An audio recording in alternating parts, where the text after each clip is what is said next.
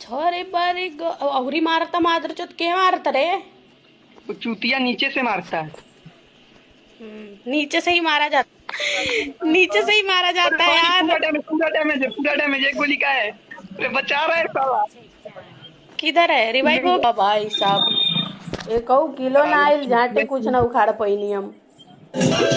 मछरी के जैसे तड़पे जवानी रउआ से पिया हम सच कहता